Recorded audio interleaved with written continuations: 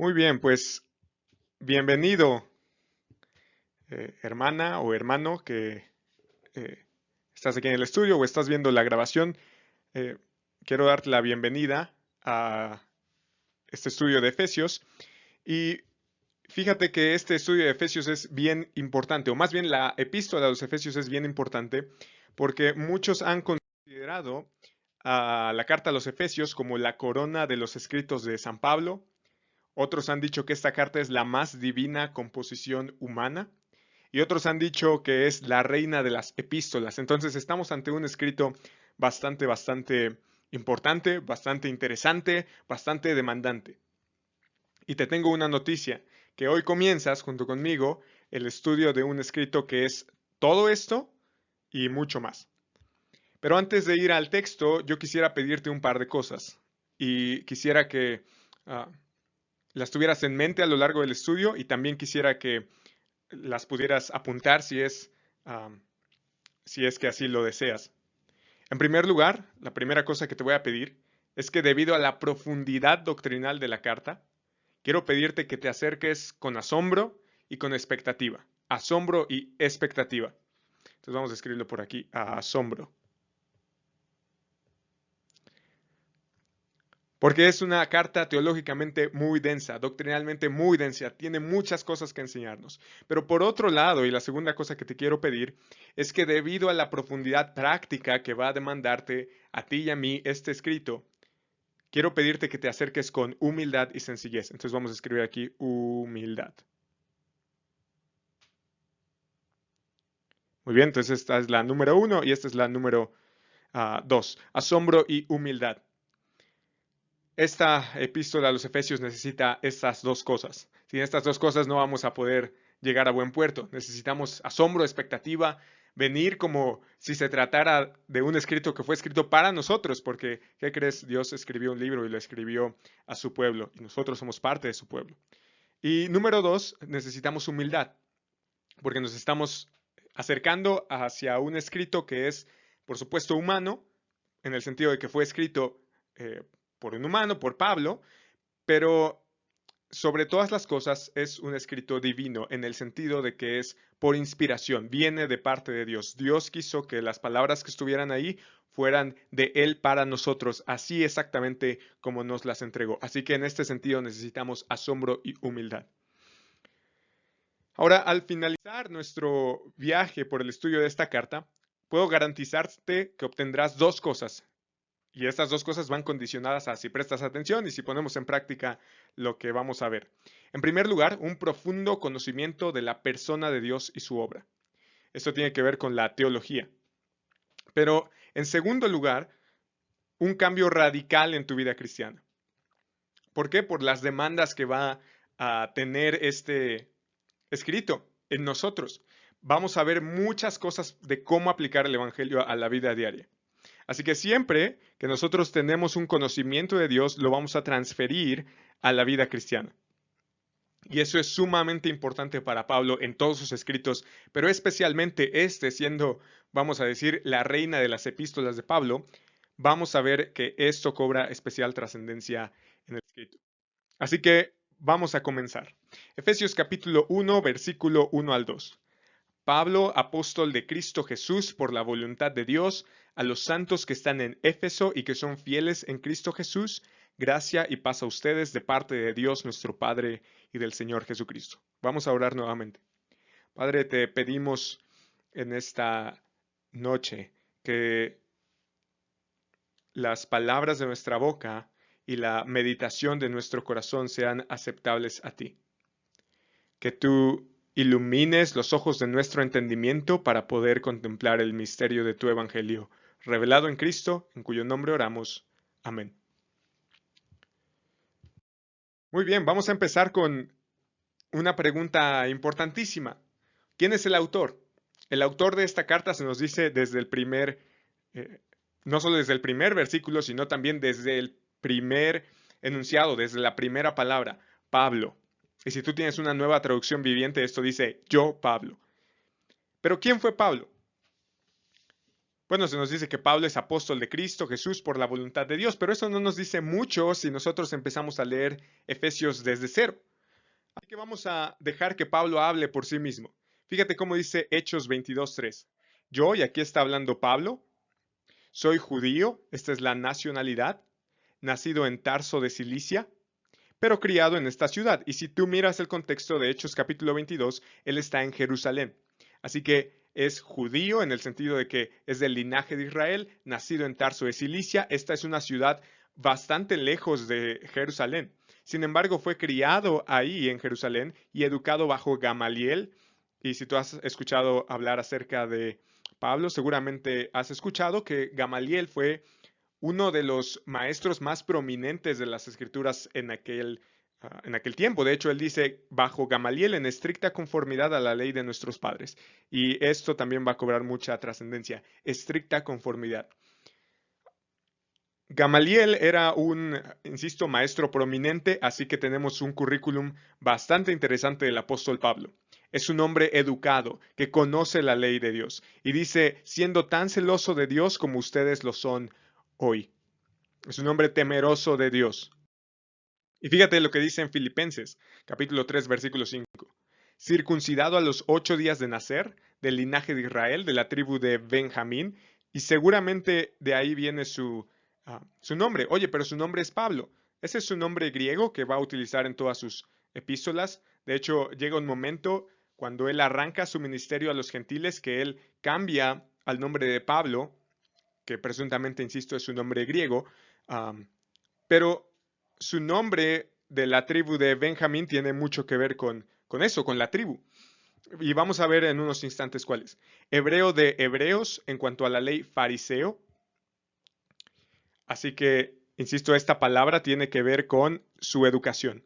¿Quiénes eran los fariseos? Los fariseos recuerda que eran el grupo más estricto en cuanto a la ley.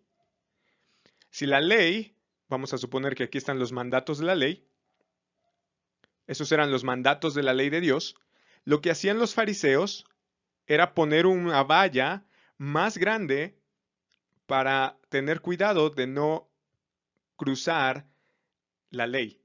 Es decir, ellos no querían romper la ley, no querían violar la ley, no querían transgredir la ley, no querían pecar, en otros términos. Entonces lo que hacían los fariseos es que ponían más leyes de las que Dios había puesto, de tal forma que ellos fueran muy cuidadosos de no quebrantar ningún mandamiento.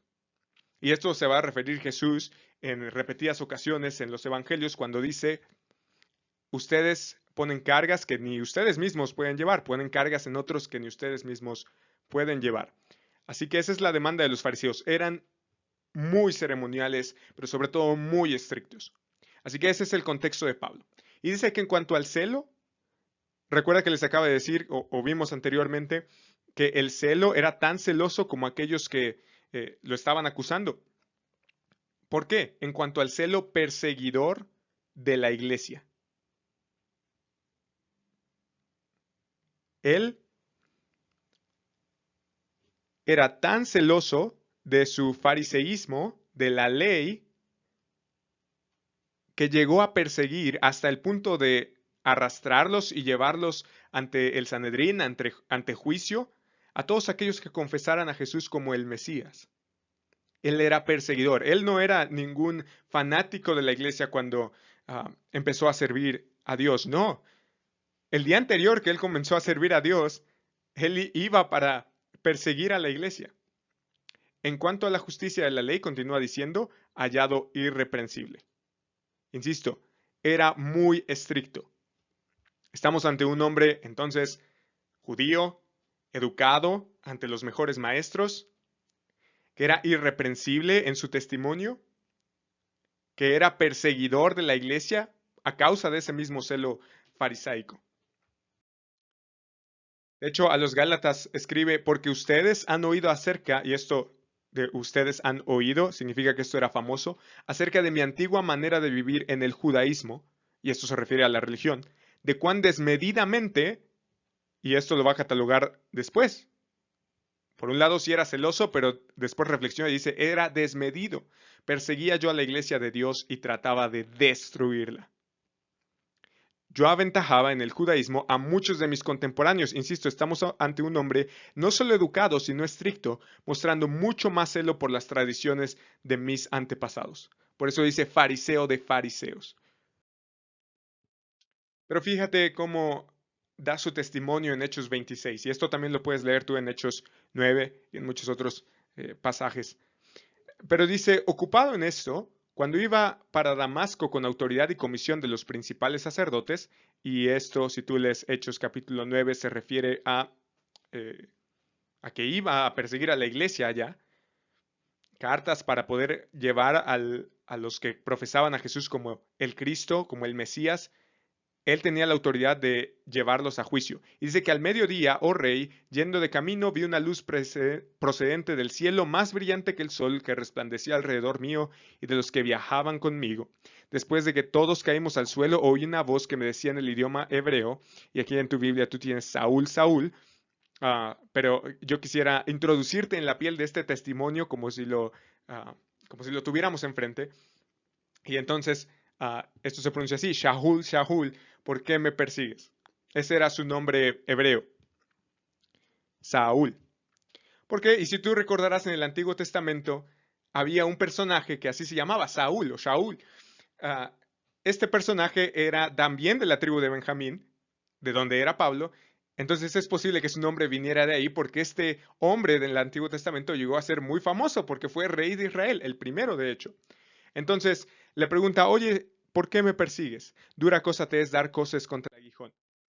Y entonces dije, ¿quién eres, Señor? Y el Señor dijo, y de nuevo piensa que estamos en el idioma hebreo, que en realidad era un arameo ocupado en Israel. Dice, yo soy Yeshua, a quien tú persigues.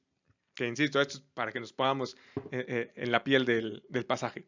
Pero levántate y ponte en pie, porque te he aparecido con el fin de designarte, y fíjate ahora, quien está hablando Jesús, porque te ha aparecido con el fin, y este es un propósito, el fin de designarte como ministro y testigo, no solo de las cosas que has visto, sino de aquellas en que me apareceré a ti.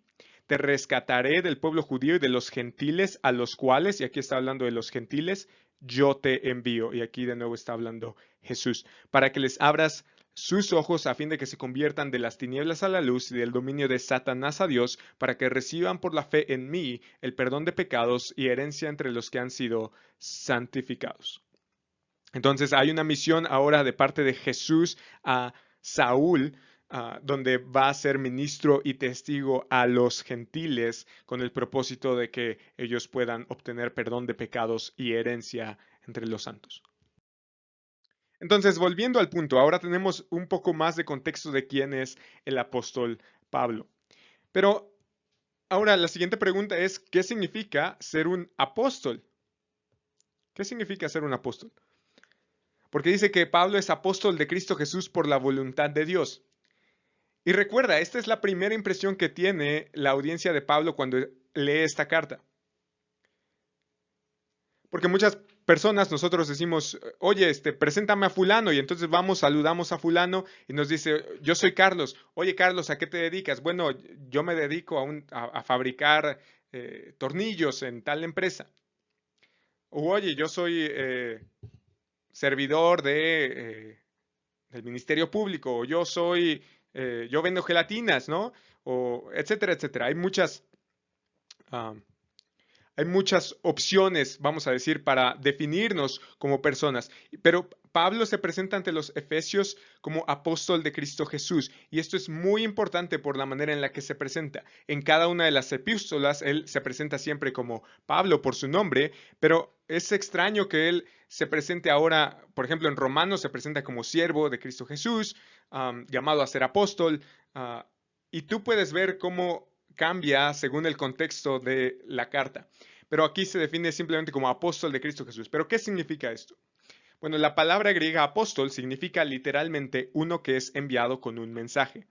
Podría decirse que entonces apóstol significa mensajero. Mensajero. Pero este no era cualquier mensajero. En la antigüedad, cuando las personas utilizaban esta palabra, apóstol, se utilizaba para hablar del embajador de un rey, por ejemplo. Cuando el apóstol o mensajero venía a presentar un mensaje, eran las mismas palabras del rey. Cuando un apóstol o un mensajero venía, era como un embajador. Las cosas que él dijera provenían del rey.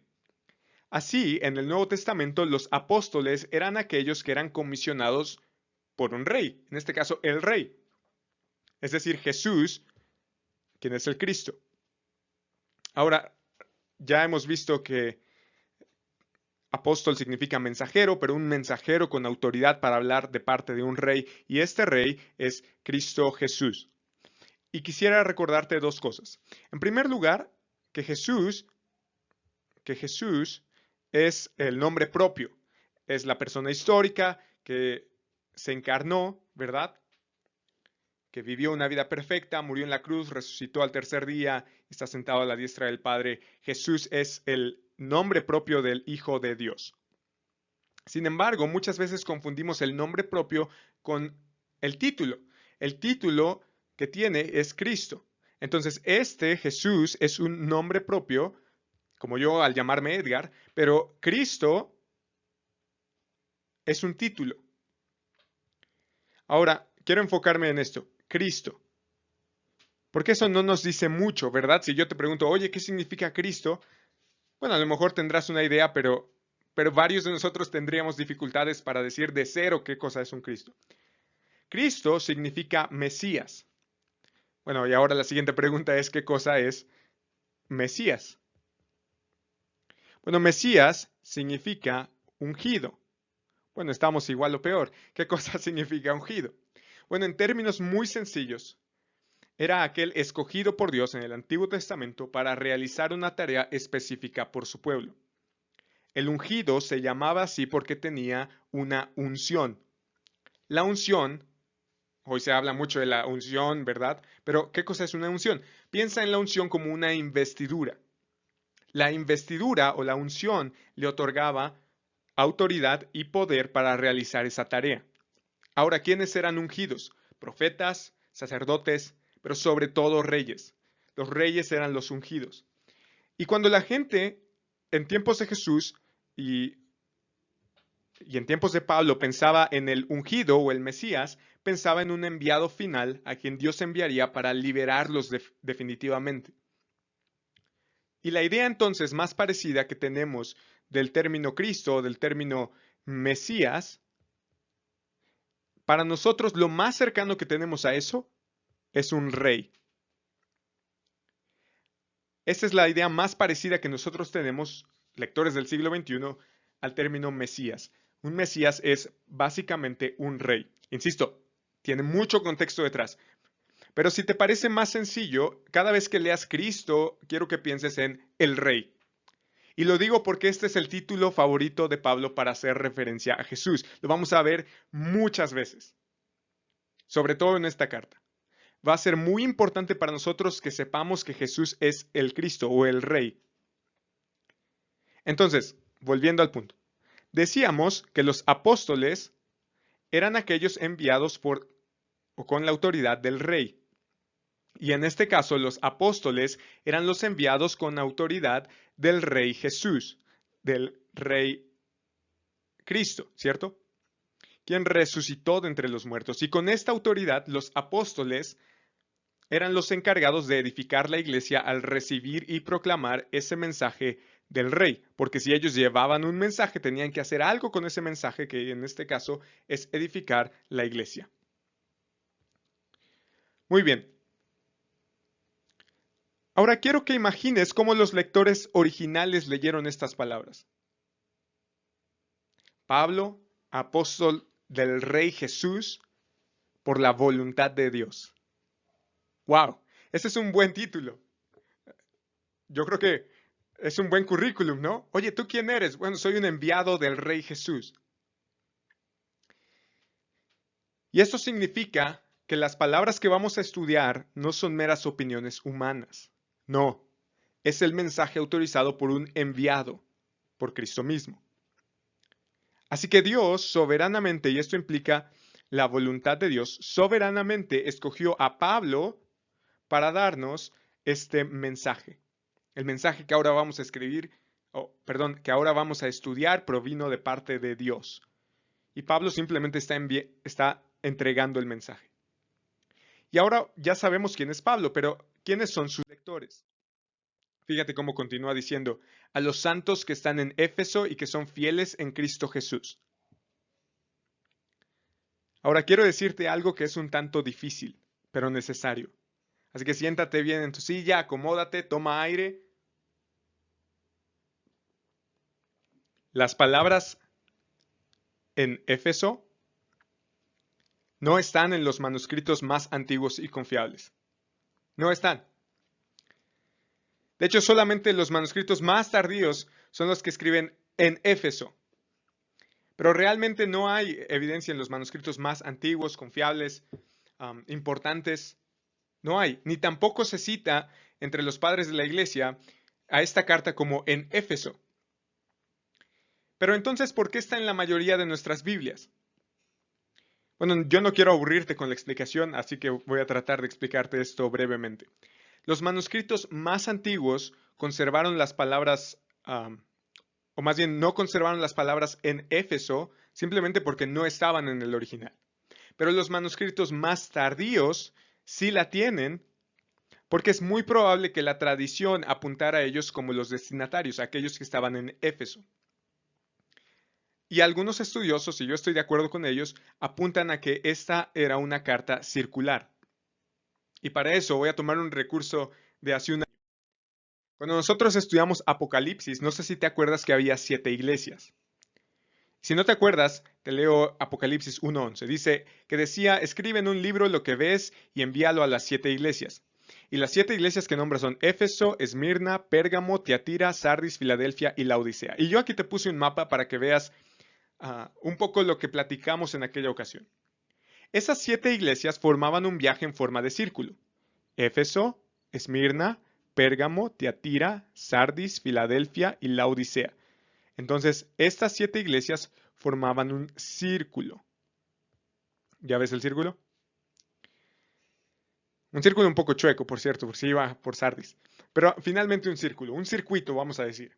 Y en ese circuito o en ese círculo, el viajero que entregaba la carta seguía el orden de los caminos. Entonces, lo normal era que él fuera primero a Éfeso, luego pasara por Esmirna, y luego pasara por Pérgamo, Tiatira, luego pasara por Sardis, luego por Filadelfia, y luego por Laodicea y volviera hasta Éfeso. Porque acuérdate que Patmos está por acá. Entonces, era lo más fácil para Juan, ¿cierto? Enviar la carta desde Patmos a Éfeso y de ahí que recorriera las 7 iglesias que estaban alrededor.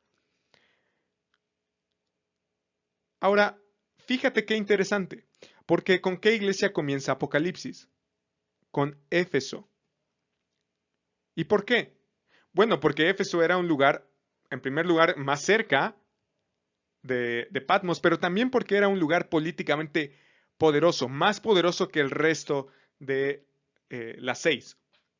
Y además conectaba otras regiones del mar Mediterráneo con el resto de la región. Cuando tú llegabas normalmente a Éfeso o a Esmirna, pero era más probable que llegaras a Éfeso. Entonces Éfeso servía como puente para el resto de las ciudades que estaban alrededor. Ahora bien, este era un puente comercial, pero quiero darte otra pista. Colosenses capítulo 4, versículo 16. Cuando esta carta se haya leído entre ustedes, les está hablando Pablo a los colosenses, háganla leer también en la iglesia de los laodicenses. Y hasta aquí todo bien, nada novedoso. Pero fíjate cómo dice a continuación, ustedes por su parte lean la carta que viene de Laodicea. Y si tú buscas en tu Biblia, incluso en el índice, no hay ninguna carta que diga carta de Pablo a los laodicenses. Ninguna. Entonces, algunos han dicho, bueno, a lo mejor se perdió, pero es más probable que si tú miras el mapa, ves este círculo, fíjate quién está aquí, Colosas. Y Colosas está pegadito a la Odisea. Así que es muy probable que la carta a la Odisea fuera la misma carta que iba para los Efesios, porque esta era una carta que circulaba por este círculo, de ahí que se le llame carta circular. Entonces, de hecho, si miras la carta a los Efesios y la carta a los Colosenses, se escribieron en el mismo periodo de tiempo y comparten la mayoría de los temas. Por eso algunos han llamado cartas hermanas a estos escritos, Efesios y Colosenses. Entonces, fíjate que por esa razón, si tú lees Efesios, Pablo no deja saludos a personas de la comunidad como lo hace en otras de sus cartas. Dice saludos a fulano y a sutano y me saludas a aquel que me debe tal cosa y que me tiene que traer esto porque, etcétera, etcétera, etcétera. Y tampoco trata de resolver problemas específicos de una iglesia particular. No dice, oye, como los corintios, oye, fíjate que me contaron que tienen problemas con esto y por favor, o a los gálatas, ¿no? ¿Cómo está eso de que tan fácilmente los hayan fascinado?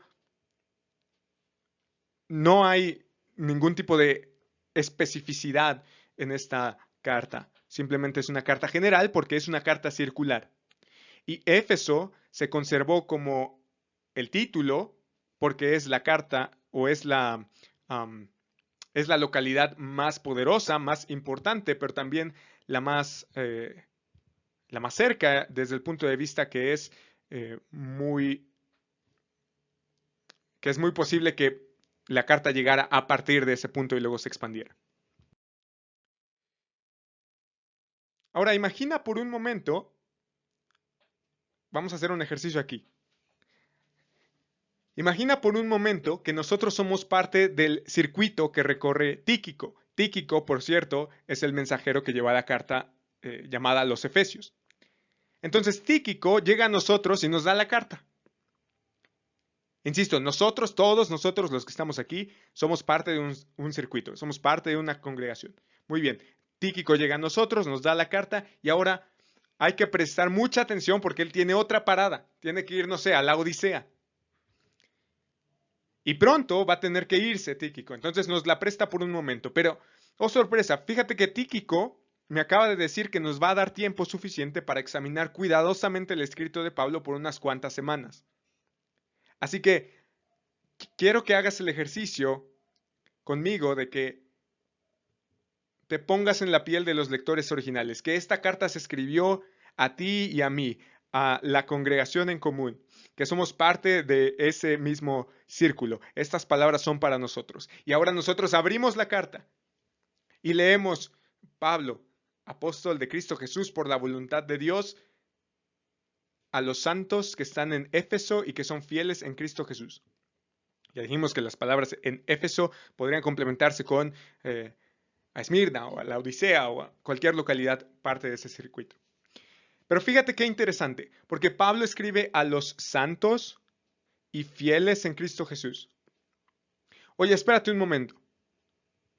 ¿Cómo que santos? ¿Seremos nosotros? Oye, la Iglesia Católica no me ha canonizado. No tengo una aureola en la cabeza. ¿Cómo que santo? Bueno, esto no es lo que Pablo quiere decir. La palabra santo quiere decir literalmente apartado. Apartado. Y apartado en dos sentidos. El primero de ellos es apartado para Dios. Y lo voy a poner con una flecha hacia arriba. Apartado para Dios, en un sentido vertical. ¿Qué significa esto? ¿Qué significa ser apartado o santo para Dios? Significa que somos consagrados o dedicados para Él. Estamos a su servicio. Pero también somos apartados del mal. Y aquí lo voy a poner con una flecha en direcciones opuestas. O flechas horizontales. Somos apartados para Dios, pero también apartados del mal. ¿Qué significa ser apartado del mal? Significa que reflejamos el carácter de Dios, quien es todo bondadoso y está separado del mal. No tiene nada que ver con él. Y este término, santos, es el término favorito de Pablo para referirse a los creyentes. ¿Por qué será? Bueno, en el Antiguo Testamento este término, santos, era utilizado para referirse a la nación de Israel. Si tú vas a Éxodo capítulo 19, versículo 6, Fíjate cómo dice, ustedes serán para mí, y está hablando Dios, a Israel, reino de sacerdotes y una nación santa. Estas son las palabras que dirás a los israelitas. Ahora, esto significa que debían reflejar el carácter de Dios.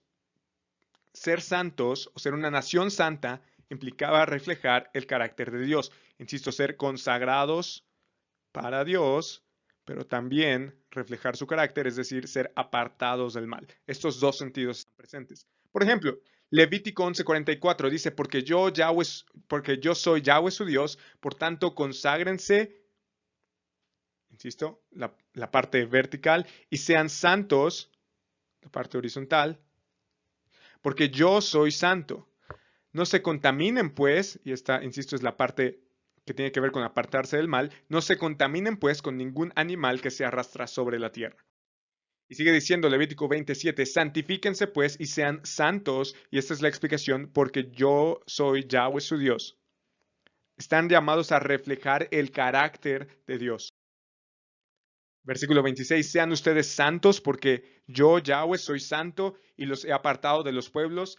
Insisto, tiene que ver con apartado, ser santo es apartado de los pueblos para que sean míos, tiene un aspecto de consagración. Y fíjate cómo dice en Números 15:40, para que se acuerden de cumplir todos mis mandamientos y sean santos a su Dios. ¿Lo ves? Entonces, son santos en el sentido de ser apartados para Dios, pero también apartados del mal. En el Nuevo Testamento, los creyentes son escogidos para ser santos. Es decir, significa que estamos llamados a reflejar el carácter de Dios, lo mismo que Israel. Por ejemplo, Efesios 1:4. Porque Dios nos escogió en Cristo, de nuevo hay una elección para un fin. Antes de la fundación del mundo, ¿para qué? Y este es el fin. O sea, no nada más es escoger por escoger. De la misma manera que Israel, yo los he escogido para apartarlos de todos los pueblos, para que lleven mi gloria. En el caso de la iglesia, Dios nos escogió en Cristo antes de la fundación del mundo para que fuéramos santos y sin mancha delante de Él. Estos somos nosotros, los creyentes. Y fíjate que Pedro recupera las citas que vimos en el Antiguo Testamento y ahora las aplica a la iglesia. Dice, sino que así como aquel que los llamó es santo, así también sean ustedes santos en toda su manera de vivir. Porque escrito está, sean santos porque yo soy santo. Esta es una cita de Levítico, citas que ya vimos. Ahora, ¿qué significa entonces que tú seas santo? Porque Pablo acaba de decir que escribe a los santos. ¿Qué significa ser santo? Bueno, significa que todo lo que sientes, piensas y haces es semejante al carácter de Dios. Y recuerda que Dios está separado de todo mal. Si quisiéramos poner la santidad en términos muy sencillos, es todo lo que pienso, siento y hago refleja el carácter de Dios. Y el carácter de Dios es apartado del mal. Eso significa ser santo. Entonces, recuerda que cuando el pueblo de Israel era santo, esto alzaba la belleza y el valor de Yahweh delante de los pueblos. Y cuando tú y yo somos santos allá afuera, estamos alzando la belleza y el valor de Cristo a un mundo que no le conoce. Ahora fíjate que también nos llama fieles en Cristo Jesús. Ahora quiero que pienses esto. Si solamente dijera fieles, estaríamos hablando solo de ser leales, ¿verdad? Como en una pareja. Somos fieles porque no traicionamos, porque no adulteramos, porque estamos comprometidos con la relación. Pero esto no es lo que dice Pablo. Él dice que somos fieles en Cristo Jesús. Y cuando Pablo usa esta pequeña palabra en, estamos hablando de que somos unidos a Cristo. ¿Y por qué esto es importante? Porque Cristo es absolutamente fiel. Por ejemplo, en Primera de Tesalonicenses capítulo 5, versículo 23, y dice, y que el mismo Dios de paz los santifique por completo, está el tema de la santidad, y que todo su ser, espíritu, alma y cuerpo sea preservado irreprensible para la venida de nuestro Señor Jesucristo. Está hablando de preservación. Y fíjate cuál es el fundamento para esto. Fiel es aquel que los llama, el cual también lo hará. La fidelidad o la preservación, el mantenernos preservados, irreprensibles, tiene que ver con la fidelidad de Jesucristo. Y hay muchos otros pasajes donde se define a Jesucristo como fiel. Pero el punto es este, que nos sostenemos a Cristo porque Él se sostiene, Él nos sostiene a nosotros. Somos fieles en Cristo Jesús. No hay manera de ser fieles fuera de Él. Y no hay manera de ser fieles dentro de Él. No hay manera de ser infieles dentro de Él. Así es. Efesios capítulo 1, versículo 2. Continuamos con la lectura de la epístola. Y dice, gracia y paz a ustedes de parte de Dios nuestro Padre y del Señor Jesucristo. Y fíjate que ahora aparece el saludo común de Pablo, gracia y paz. Pero esto no quiere decir que sea intrascendente. Esto no quiere decir que no sea importante. Sí es común, pero sigue siendo importante. Por algo es común. La gracia, ¿qué es la gracia? La gracia es el favor inmerecido de Dios. Y también vamos a ver que es el fundamento de la salvación. Ahora, la paz es la plenitud, que significa que algo está lleno, es la plenitud de bienestar y reconciliación. Entonces hay una reconciliación. ¿Pero con quién? ¿Con quién hay bienestar y reconciliación? En primer lugar, hay paz con Dios. Pero también hay paz con mi prójimo. Y esto solo es posible en Cristo. Y estos dos términos, gracia y paz, van a ser sumamente importantes en la carta. Si a ti te gusta anotar tu Biblia, enciérralos así. Gracia y paz, sobre todo en Efesios. Vamos a ver que estos temas se repiten mucho. Así que quiero que los recuerdes muy bien. Estas bendiciones espirituales provienen de Dios nuestro Padre, y este y implica igualdad, implica que tiene la misma autoridad, y del Señor Jesucristo. Esto es la antesala de lo que vamos a ver en nuestro siguiente estudio, pero déjame decirte que a pesar de que tienen la misma autoridad, vamos a ver en el siguiente pasaje que la manera en la que estas bendiciones vienen a nosotros tiene que ver también con la manera en la que la Trinidad se administra, es decir, la manera en la que la Trinidad hace las cosas entre sus personas. Por ejemplo, bendito sea el Dios y Padre, es el versículo inmediato, bendito sea el Dios y Padre de nuestro Señor Jesucristo, que nos ha bendecido, aquí está hablando del Padre, que nos ha bendecido con toda bendición espiritual, incluyendo gracia y paz, en los lugares celestiales en Cristo. Así que Dios el Padre es la fuente de las bendiciones, pero Cristo es la única forma de acceder a estas bendiciones. Es el mediador.